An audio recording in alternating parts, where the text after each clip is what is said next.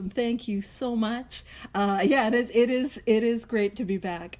Alrighty, so we're picking up where we left off last week on page 116. 116. So we're in the chapter 2 Wives. Please don't leave.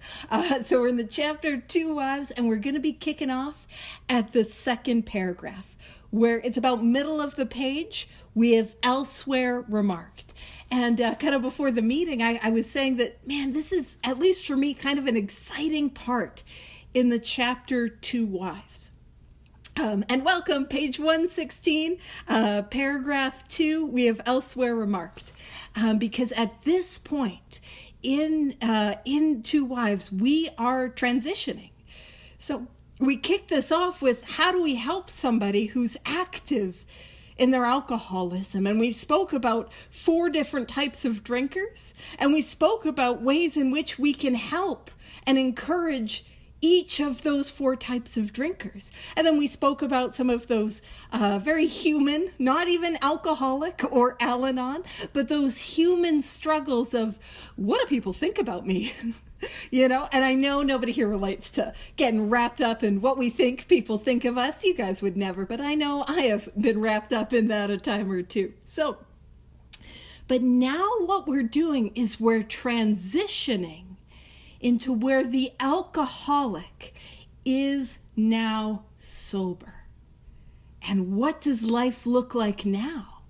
What are the struggles that we have now?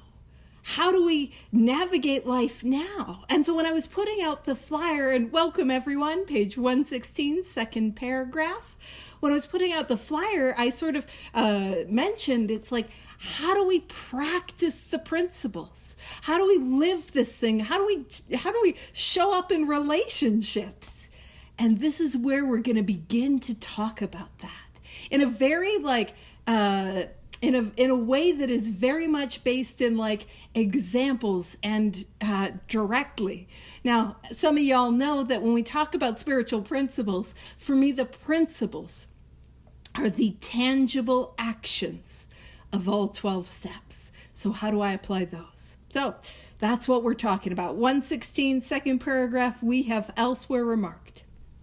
So it says, we have elsewhere remarked how much better life is when lived on a spiritual plane. So it's like, oh, Paige, where did they elsewhere remark that? You love bouncing around the big book. Where does it talk about that? So many places, like so many places. We're talking about promises all over this thing. We're talking bottom of 97, like it's all over the place. And what we're talking about is the life, and I want to point out how much better life is when lived on a spiritual plane. What we're talking about is that these 12 steps are a way of life. They aren't a project that gets completed. They are how those of us who are brought to this are called to live. So it is a way of life. But man, it is so much better when I'm doing this than when I'm not. And if you're like, I don't know about that. Here's the thing. Alcoholics Anonymous is experiential. And if you want, you can run it as an experiment. So the first experiment that one could run if they wanted is to not do the 12 steps as outlined in the book Alcoholics Anonymous and see how that works. You can do that, and many of us will.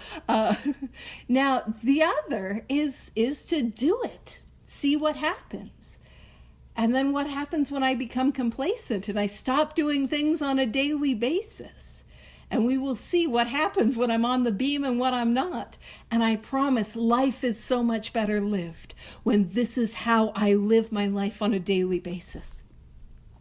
So it says, if God can solve the age-old riddle of alcoholism, so again, this chapter is directed to those who are as bound to the alcoholic as the alcoholic is bound to alcohol, the unhealed codependent, the untreated Al-Anon. So that's who this chapter is kind of pointing to. And it's like, so when it says, if God can solve the age-old riddle of alcoholism, he can solve your problems too.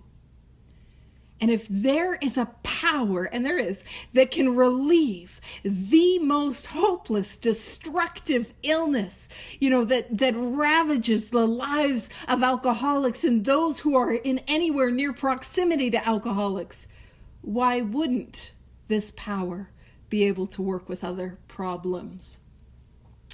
And what I want to point out, it says he can solve your problems too.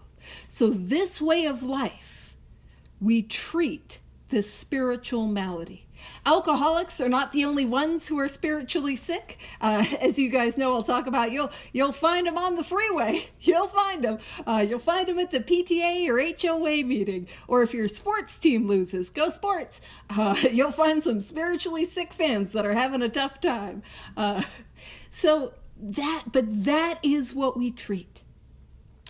And it is that idea that there is not a problem that I have that I cannot bring to God and to the 12 steps of Alcoholics Anonymous.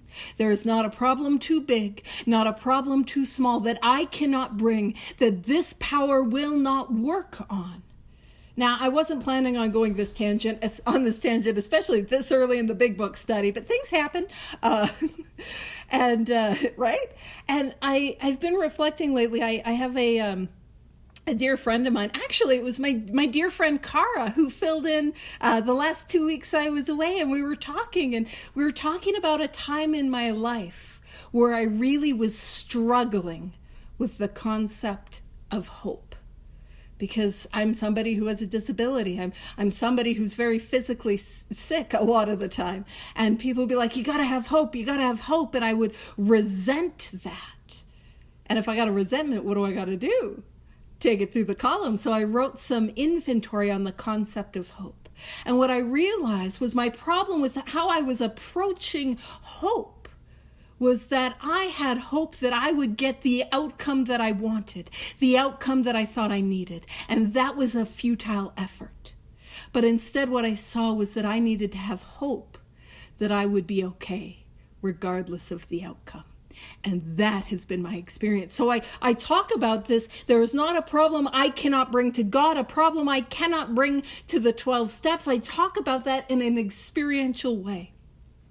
I bring things to inventory. I bring them to prayer. I bring them to meditation. I take them to 4 through 9. That's genuinely my experience.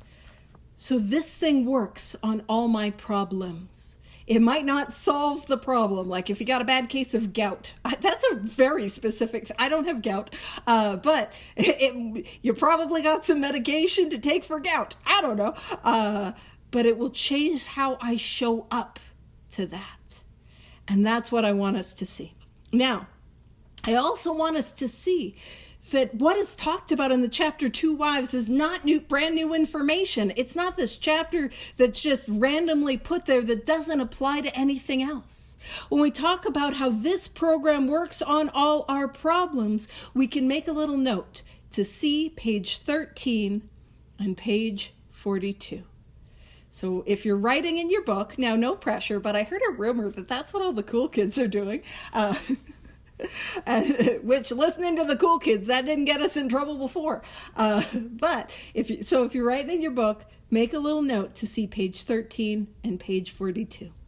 And then what we're going to do is let's pop over to page 13 and page 42. So we'll go to page 13 first.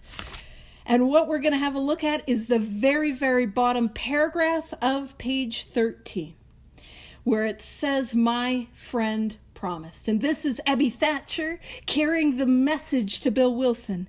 My friend promised when these things were done, the things were the 12 steps. When we're actively living those, we got to do those. I would enter upon a new relationship with my Creator. What we're describing that is promised is the spiritual awakening.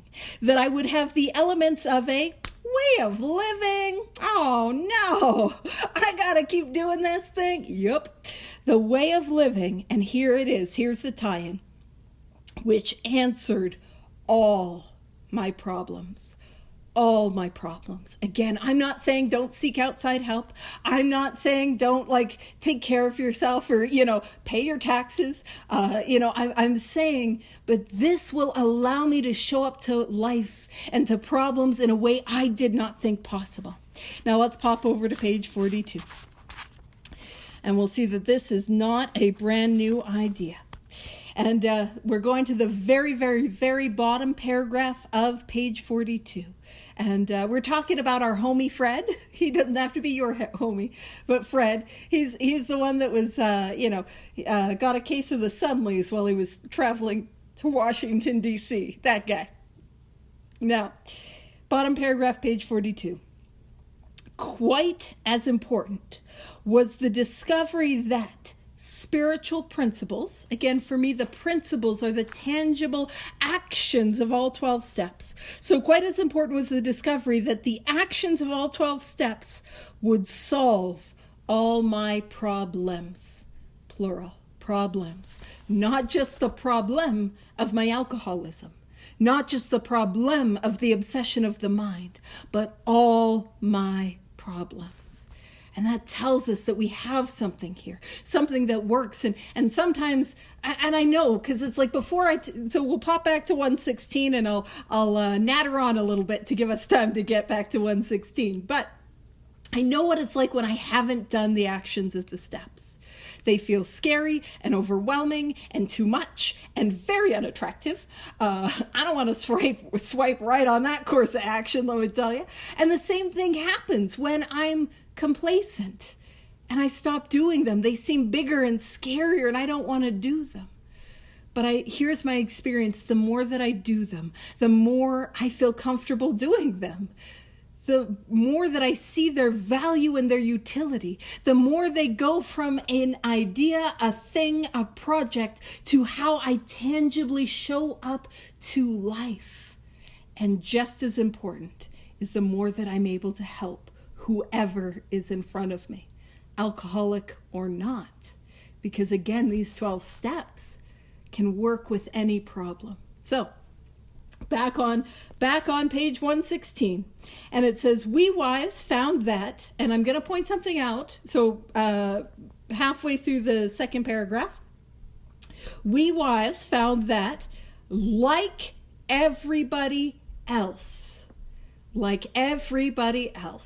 Oh, what do you mean? Other people have defects of character and shortcomings? We kind of only notice that when we're busy taking their inventory. Oh, let me tell you, I can point out their defects.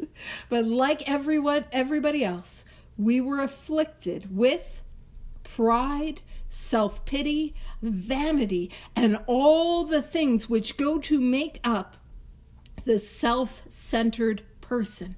Now, again, when we talk about self-centered, we might latch on to pride and think self-centered means I'm so great. I'm just the best. Everybody needs my presence and opinions in that order consistently. And that's not my experience. For me, that pride, that self-pity, that vanity, that self-centeredness, what that looks like is I'm just wrapped up in me and I can't see beyond me. And more often than not, for this little drunk, it looks like I hate myself. I'm the worst person that ever lived. I'm the biggest piece of garbage, still wrapped up in self. But it's not that better than ego. The ego is inflated, but it's that less than ego. I'm worse than others, but I'm still focused on me, and that sense of self is disproportionate. I'm like, I ruin everyone's life who comes into contact with me. But I'm not dramatic. I'm not wrapped up in self. And genuinely, I literally have believed that and literally have felt that way. So, as our husbands, and we were not above selfishness or dishonesty. Oh man, what do you mean? We're not the only ones, right? But again, that is what the spiritual awakening that happens as the result of the 12 steps treats. So if I'm finding I'm struggling with selfishness, I'm struggling with dishonesty, I'm struggling with self-pity or ego, or just I am miserable and I don't know how to get free, that is what the spiritual awakening treats. How we get the spiritual awakening is all 12 steps as a way of life. And some of you guys know, I will say, like our life depends on it, because it does. Because it does. And because I can't get that experience if I'm sitting on an action that I'm not doing for 4 months. It's hard to get that relief if I'm not doing it. So, and it says, as our husbands began to apply spiritual principles, so as our husbands began to take all 12 steps and apply them as a way of life, so as our husbands began to apply spiritual principles in their lives, we began to see the desirability of doing so too. Now, this is a theme. This is a theme that we're seeing loud and clear all over this chapter, but loud and clear all over this book. If there is somebody that I want to help, and I'm not saying pamphlets aren't helpful. I'm just saying, anyone ever read a pamphlet? Now, let me qualify that. Anyone ever read a pamphlet a spouse gave to you? That's not getting read. That's getting like shoved in the junk drawer. I just know it. Pamphlets aren't the solution. Nagging, we saw, not the solution. Trying to control, that doesn't work. What do I need to do? I need to be a demonstration.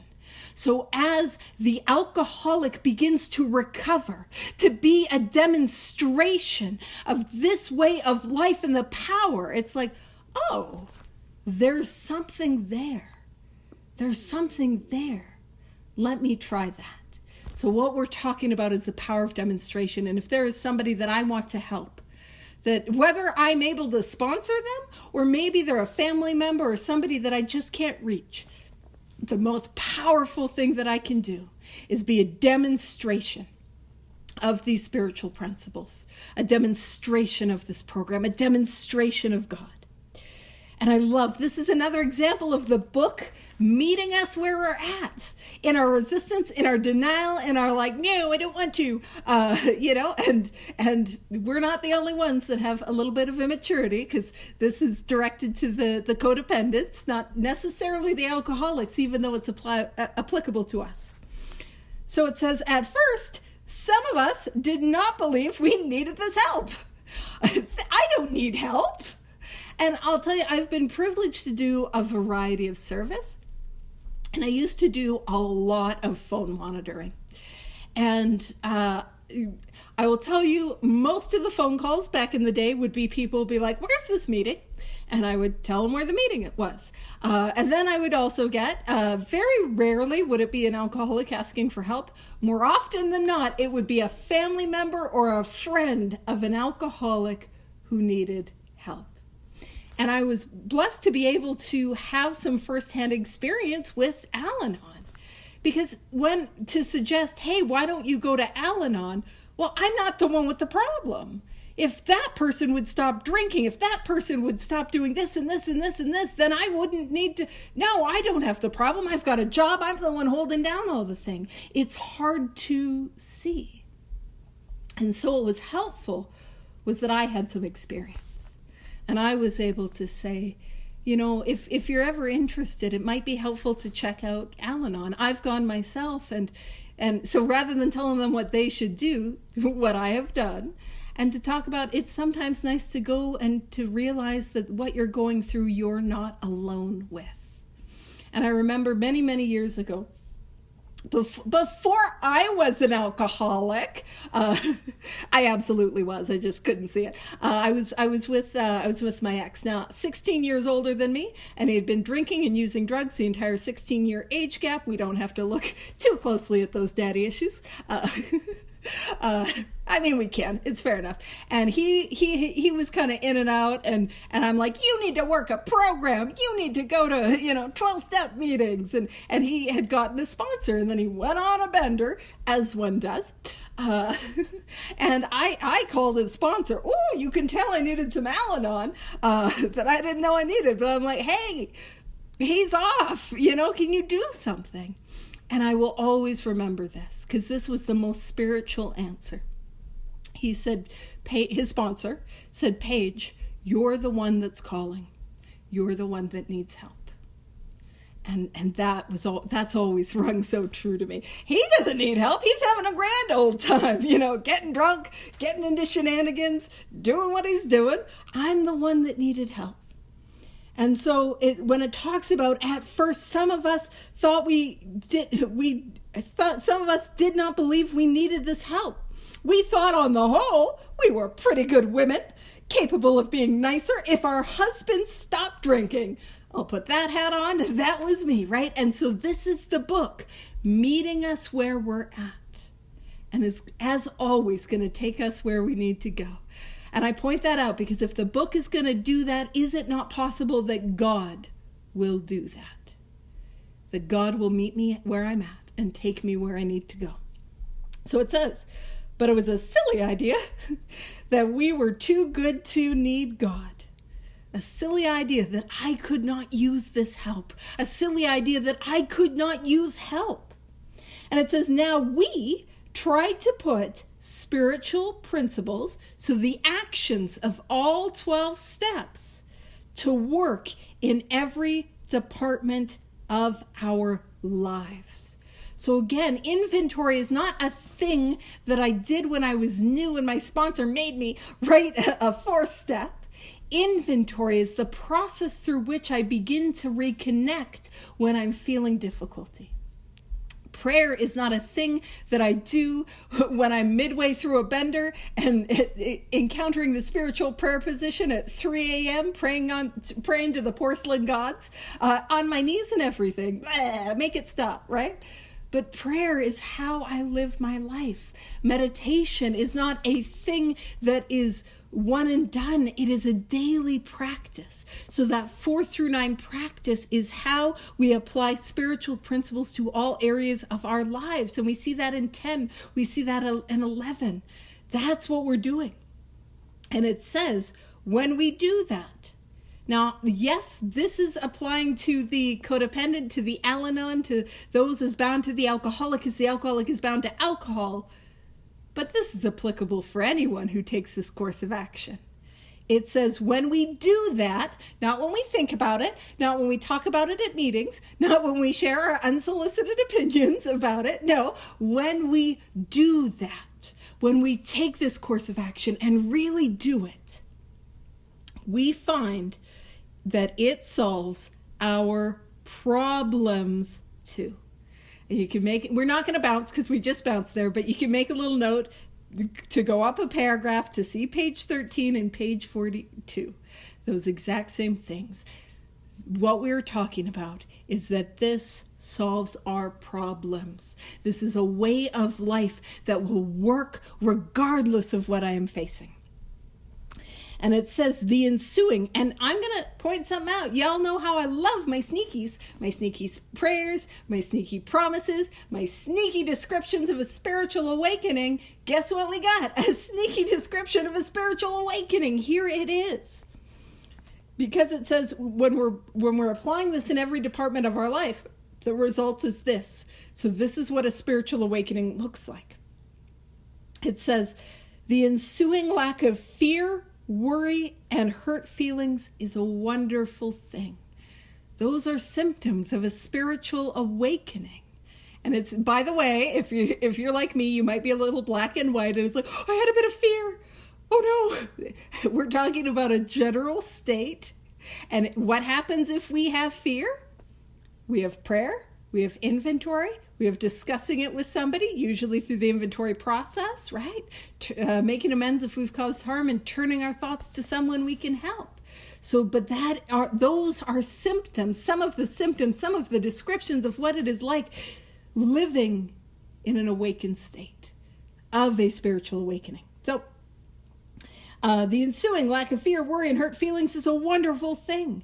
We urge you to try our program, for nothing will be so helpful to your husband. So again, this is an idea that we're seeing again and again and again. The most helpful thing that I can do is have a kick butt, I'm watching my language, a kick butt application of these 12 steps in my life. Being a powerful demonstration, that will help more than anything else, because I will shine a light into the darkness of others. And when they reach out for help, or I reach out my hand to them and they're like, yes, please help me, because I got to find them. I got to reach out to them. That I have the experience to help them. So it says, we urge you to try our program, for nothing will be so helpful to your husband as the radically changed attitude toward him, which God will show you how to have. Again, that radically changed attitude, that sounds like a spiritual awakening. And I can't get there on my own, and I especially can't get there when I'm wrapped up in me, you know? And we know what that, I know you guys don't, but little Miss Spiritually Sick over here, I know what it's like to be wrapped up in a good old resentment, or wrapped up in they need to, they should, this is what they got to do, and I got my plans and designs for their life. And it doesn't work. And I can't get free of it on my own. And I take a course of action that I don't like, and I don't want to take, and I don't think is going to help, and I see it in a radically new way. My perspective and perception on life changes. And it says, go along with your husband if you possibly can. And last week we were talking about sitting with difficult lines. This might seem like a difficult line. I'm sure there are some guys in the program that want to be just take that line out of context. Go along with your husband. I'd like to go golfing, But what we were talking about specifically in this sentence is go along with this way of life if you possibly can. That's what we're talking about. Not just put up with your husband and let him drive you places, go along with this way of life. That's what we're talking about. So it goes on to say, and this is also a beautiful transition to where two things are true. There is a non-dual consciousness that happens in this book. Two things are true. One, we have powerful, spectacular recoveries. And we're still human beings and not exempt from the human experience. And we can be a little bit of a dink sometimes. And this is where that's the technical term, a dink. Now, this is where we bridge that in this part of the book. And we see this. So if you and your husband find a solution for the pressing problem of drink, that's right, we have a solution for our alcoholism. It says you are, for the pressing problem of drink, you are, of course, going to be very happy. But all problems will not be solved at once. We're still going to have problems. We're still going to have struggles. It says, and that feels counterintuitive for many of us. I wrote inventory. I should be perfect. Hey, I made an amends. What do you mean I have to make more? Or it's like, yeah, I'm sponsoring others. I'm doing this thing. What do you mean I'm still struggling with certain parts of my life? That's a part of the human condition where two things are true. So I love this metaphor. It says seed has started to sprout in new soil, but growth has only begun. And so I'm not the most botanical, but I have done a couple of big book bounce arounds where I talk about all the plant-based metaphors in the book, and people put up with me, and that's kind of the takeaway. But what's interesting is when we talk about a seed in and of itself has everything that it needs to grow. If it is planted in the right soil, under the right conditions, it will grow. It's self-sufficient. And so the seed is the message of Alcoholics Anonymous. The message of these 12 steps to produce a spiritual awakening. That is the seed. And if it is planted where in new soil, it will grow. And here's the thing about a seed's early growth. It is that it does not happen. Like when you plant a seed, for those that are gardeners, you don't get like the sprouts first. What does it grow first? It grows the roots. The seed's early growth happens underground. And it prepares the plant to begin to grow the stem and the petals which will emerge from the soil. And I know that nobody else here struggles with being impatient. But if you are impatient, you do know that what you cannot do is plant a seed and dig it up and be like, is it growing yet? And plant it back and dig it out. That doesn't work. And it's a reminder that just because I do not see the immediate results of the seed that I have planted does not mean growth is not happening. And that I can trust that just because I don't see it, it's not happening. So that growth often starts a little underground where we can't see it. And so it says, in spite of your newfound happiness, and I've got some news, it says, there will be ups and downs. What do you mean? There will be life still happening on life's terms. I did not approve of this, There will be ups and downs, not because I'm an alcoholic, not because I'm in recovery, and this chapter for those that are the codependent, not because we're codependent, but because we're human beings and not exempt from the human experience. And the human experience involves birth and death and growth and change. Like, that is part of it, and that is painful. And so there will be ups and downs. And it says, many, and by the way, it says will be, which I'm not going to say that's a promise, but it's a little promisey. Just for those that are more excited about the happy promises. But it is promisey language. You pink highlight however you want. Or highlight whatever color you want. So it says, now this is interesting. It says, many of the old problems will still be with you. So I'm still going to have struggles. But it says, this is as it should be. I know I struggle with perfectionism. I know I struggle today with spiritual perfectionism. I think that if I go hard enough, everything will be okay, at this thing.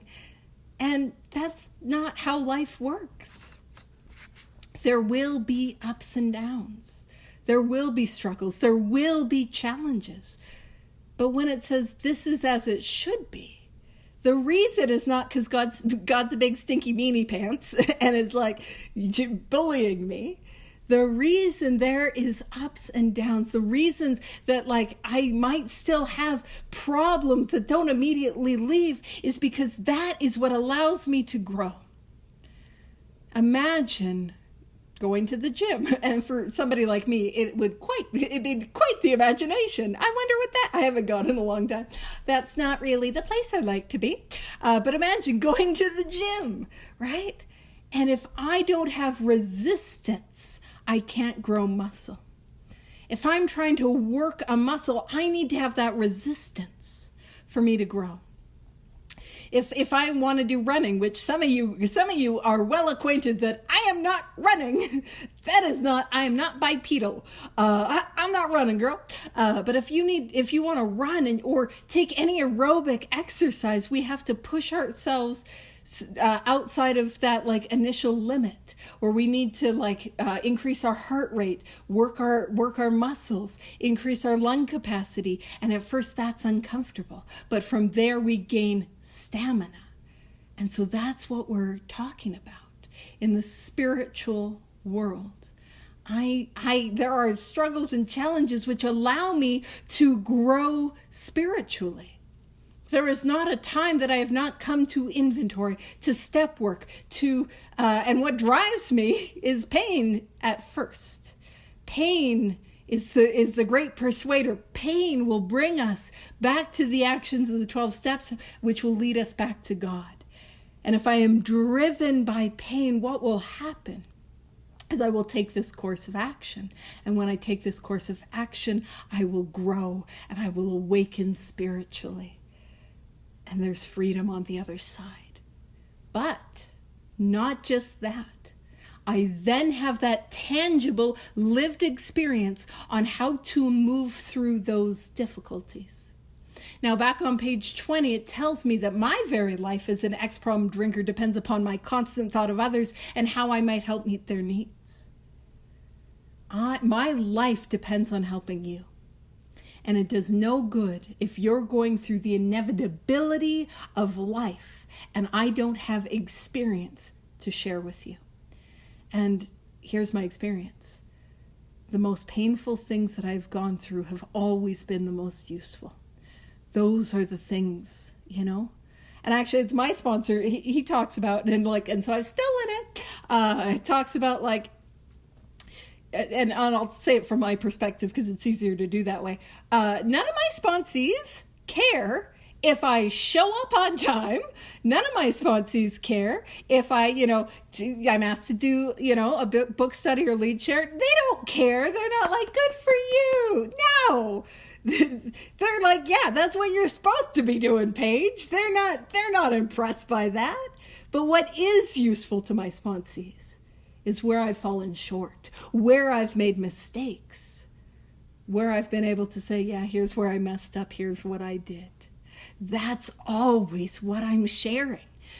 And it kicks us out of that delusion of needing to be perfect in terms of our spirituality, which is helpful because I still fall into that.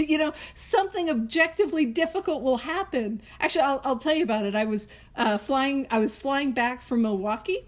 Hold on. I had to come back to where I live in Canada. I was leaving the conference. We drove 2 hours. I was up at 5 a.m. We left at 7. Drove 2 hours to the Milwaukee airport. It was a wild ride. It was a lot of fun. Then Milwaukee, 2.5 hour flight, 2.5 or 3.5 hour flight to 2.5 hour to Dallas, Texas, 5 hour layover, and then a 3.5 hour flight to Calgary. And I was tired, and I was in a lot of pain, because it's a lot of sitting in my chair and a lot of I was like, oh man, why am I not having a spiritual awakening at the airport? Why am I a little disconnected? And I'm holding myself. And to be fair, I enjoy anywho, but it really is that I'm not going to be perfect, and I can't always be perfect. But those moments allow me to grow, and I get to grow. Because I'm sure I'm not the only human being who will have a long day where they're tired and they're sore, and how do we navigate it? Do you know what I mean? So this is as it should be. We're meant to have struggles. That's good. And it says, the faith and sincerity of both you and your husband will be put to the test. There will be opportunities to grow. It says these workouts, see, it's working out. We're going to the spiritual gym. Should be regarded as part of your education. For thus you will be learning to live. Again, education. Not I've done it, I have arrived, I'm perfect, but that we get to learn. We get to grow. And we get to make mistakes. And the 12 steps, like God, meet us where we're at and allow us the grace to make mistakes and to clean them up if we've harmed anyone. That's the power that we have. And then it says, you will make mistakes, but I don't want to. That's how I feel about it. I don't want to. You will. And it gives us the grace. You will make mistakes. But if you are in earnest, and to be in earnest is to go to a greater extent than before. So if we keep leaning in, if we keep seeking, if we keep continuing to be willing to grow spiritually, to grow in conscious contact, if that's the orientation, if that's the posture of our heart, they will not drag you down. You're going to make mistakes, and it's going to be okay if I'm willing to do this work, to live this way of life. It's not going to drag us down. And it says, instead, you will capitalize them. And I have, as some of you might know, I have a 1930s dictionary because I'm a whole lot of fun at parties. Woo!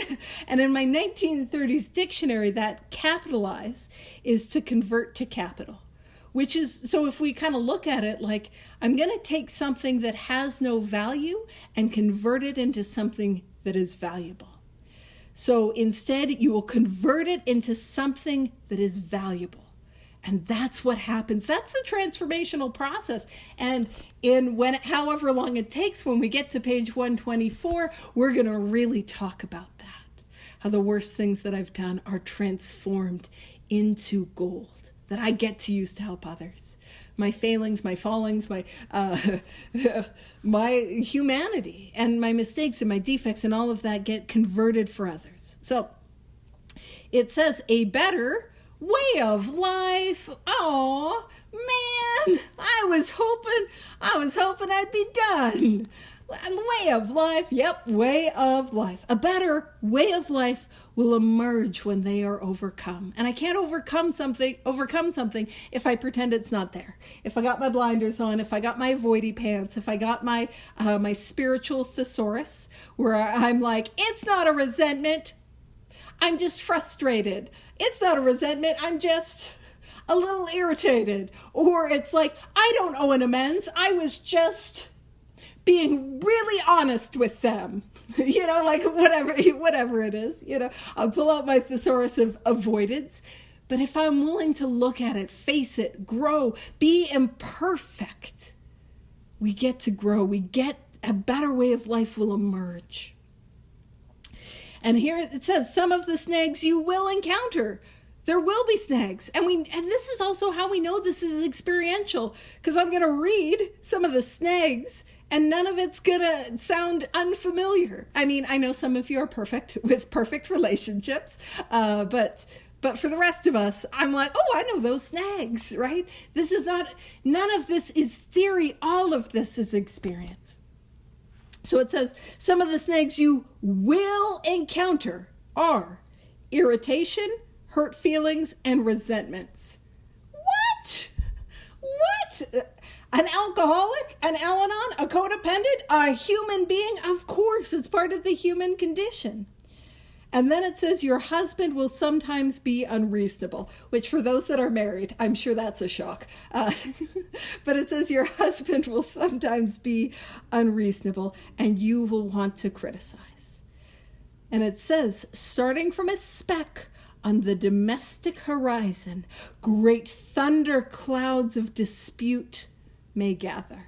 And some of us are quite familiar with the specks on the domestic horizon. And actually, my best friend for many, many years and I, we would joke because we would end up having these fights. And it was never about what the fight was actually about. And so we had this saying where it's like, it's not about the marinara sauce. Because that's what we were arguing about. But it wasn't about the marinara sauce. And it was about that fear of being rejected and not feeling appreciated in the friendship. That's what it was about. And so those specks of the marinara sauce that turn into this great thundercloud of dispute. Now it says, these family dissensions are often very dangerous, especially to your husband. So here's what I want us to do. I want us to conceptualize where we're at in this book. And first and foremost, I am the alcoholic. So I'm going to have a look. So these are deadly hazards for me. These are very dangerous for me, which means that I need to be aware of them. Welcome, we're on page 117. Bottom paragraph. And I need to work through them. I can't have the blinders on and avoid them. But one of the things too is it's easy to read this chapter and think, yeah, the non-alcoholics got to take our nonsense and put up with us and all of that. But hold on. It's an important thing for me to remember if I am the one that is reading the book. Thank you all so much for coming. We're all reading the book, so it applies to us. Please don't leave. These directions apply to us. I'm the one with the tools. I'm the one with the awareness. And unfortunately, it is my responsibility to use them. Oh, man. Way of life. I gotta do into action. Not cool, Paige. And so, it says, often you must carry the burden of avoiding them or keeping them under control. Again, it doesn't matter who this is addressed to. I'm reading it. It's addressed to me. Paige, your responsibility. You now have this awareness. And again, it's reiterating, never forget that a resentment is a deadly hazard to an alcoholic, which again is why it is vitally important for me not to minimize what's going on. For me to not minimize, oh, I don't need to write inventory. I don't need to look at that.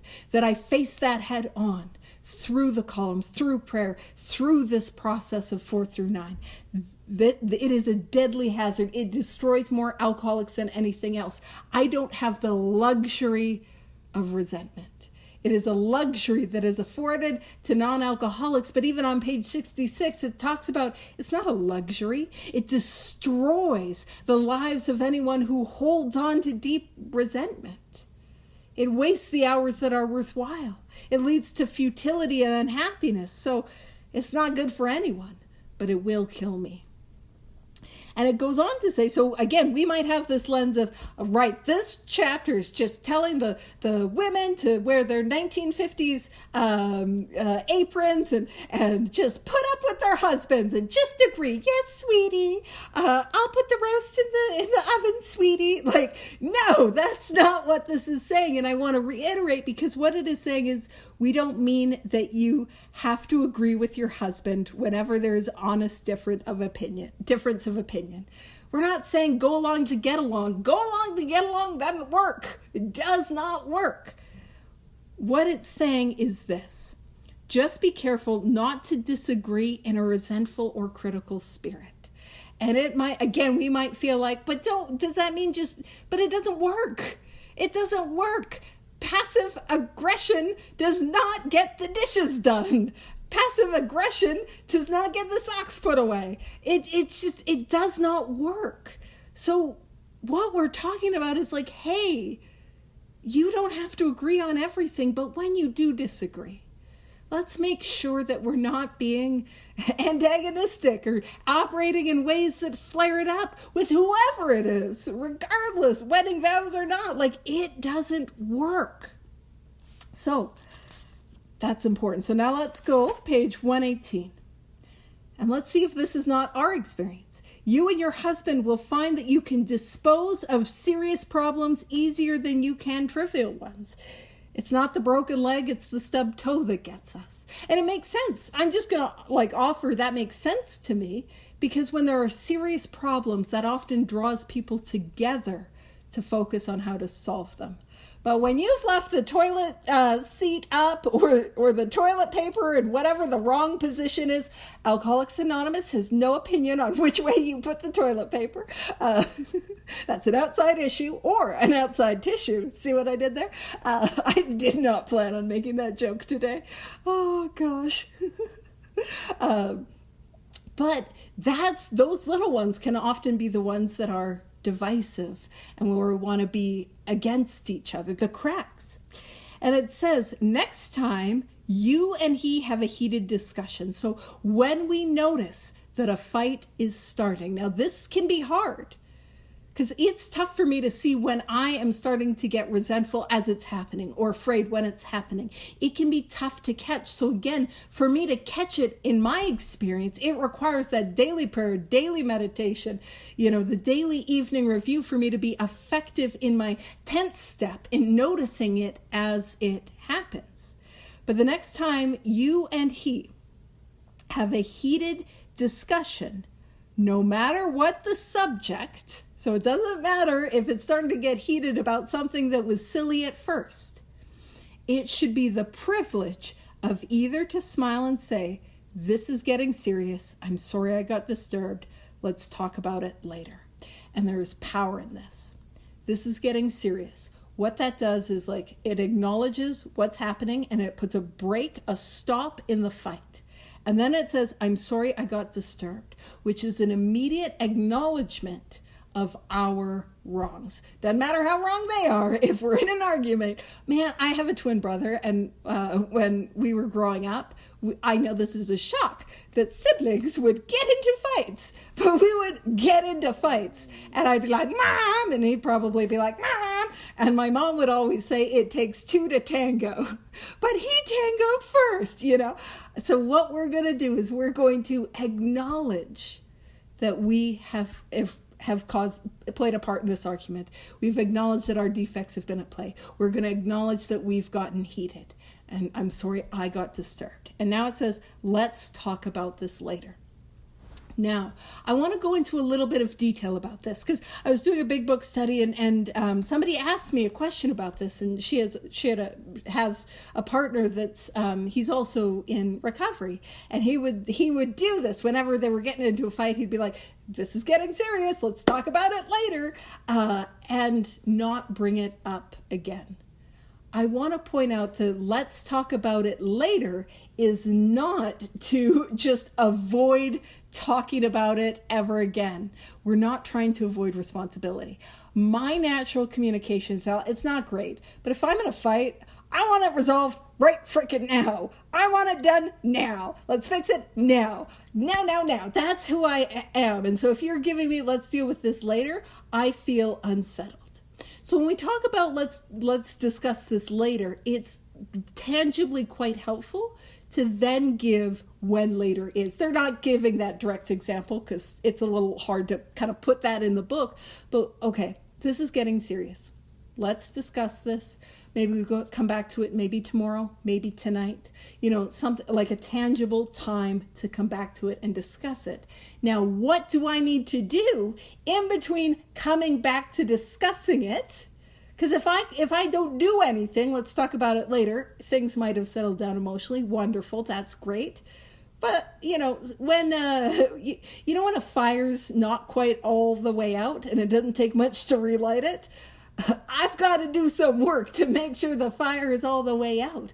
I've got to step away. I got to do a 10th step, which requires I turn to prayer, I turn to inventory, I share that with another person. If there's an amends, that I'm prepared to go into that conversation with the amends, that I've turned my thoughts to someone I can help get out of self. So that's what I've got to be doing in that little communication break. It's not just, we'll talk about it later as a way to shut down conversation. Let's discuss this. Why don't we discuss it tomorrow morning? Or why don't we discuss it tonight? And I'm really big on, I'm not an expert communicator, which is part of why I default to over communication. I will over communicate. I will say all the things. I will be like, hey, I'm just going to step back. I've got to I'm going to go do a 10th step, or I'm going to write some inventory. I just need to see this more clearly. Let's come back after that. I should be done boop-a-doop at whatever time that is. That's how I over communicate, because I'm so bad at communication. I'm like, you're getting all of it. You got none of it. Now you're getting all of it. So that can be really helpful. And again, we're trying to not avoid, not put off, but to come back together. And we have a responsibility in that separation. And it says, if your husband is trying to live on a spiritual basis, as in basis of life, he will also be doing everything in his power to avoid disagreement or contention. So again, I'm reading this. I'm the alcoholic. It is my responsibility to live this way of life, to practice these principles in all our affairs. And this is how. And this is, again, really practical. It's not a theoretical thing. And helpful. And I would miss it if I avoided the chapter 2 wives. So I'm going to do this next paragraph and then wrap up. It says, your husband knows, and this is important, he owes you more than sobriety. And let's make a note to see page 82. And what we're talking about there is that sobriety is not a solution for the alcoholic. Sobriety is not a solution for the alcoholic, because every time I drank again, every time I relapsed, I was sober. Sobriety is not a solution. And if we go to page 82 and we go to the second full paragraph, if we have no such complication, there's plenty we should do at home. Sometimes we hear an alcoholic say, 82, second full paragraph, sometimes we hear an alcoholic say that the only thing he needs to do is to keep sober. Certainly, he must keep sober, for there will be no home if he doesn't. But he is yet a long way from making good.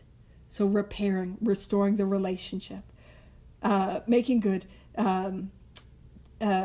to the wives and parents whom for years he has so shockingly treated. And it even goes on to talk about how the alcoholic is like the tornado, that we ripped up affections, we were selfish, we were inconsiderate, we caused turmoil in the home. Sobriety is not enough. We need to continue we have to make the direct amends and continue to demonstrate that change. So back on page 118, I've got a minute. And I actually feel like, I might go a little over. Sorry, Vivian. So back on page 118, he wants to make good. To make good is to repair, to restore. We want to set it right. Yet, you must not expect too much. So again, this is that non-dual consciousness. We're going to be trying, we're going to be doing our best, and we're still going to have tough moments. Like that grace, right? His ways of thinking and doing are the habits of years. Now, this line is important. Patience, tolerance, understanding, and love are the watchwords. So this is what, and it says, show him these things in yourself. So I've got to show them first. Doesn't matter who I am, doesn't matter who I'm talking about. If I'm reading this, that's what I'm called to do. I need to show up with patience, with tolerance, with understanding and love. And when I do, show him these things in yourself, and they will be reflected back to you from him. So I show those things, and it will be reflected back to me. Now I want us, so it doesn't matter who it is. If I put that out, I will get that back. Not necessarily from the same person, but that I am called to at least offer that to everyone. Let's make a little note right beside patience, tolerance, understanding, and love to see page 83. Because again, I want us to see that this is not a new idea. These are not new conceptions. Page 83. I thought I could get through this paragraph quicker than I am. I forgot I got all these bounce arounds. Page 83. And we're going to go to the bottom of the first full paragraph, right where it says, so we clean house with the family. And that paragraph is really talking about, I need to demonstrate. I need to continue to grow and to change. So we keep clean house with the family. And it says asking. Anytime it says ask or to ask or we ask, that is a prayer.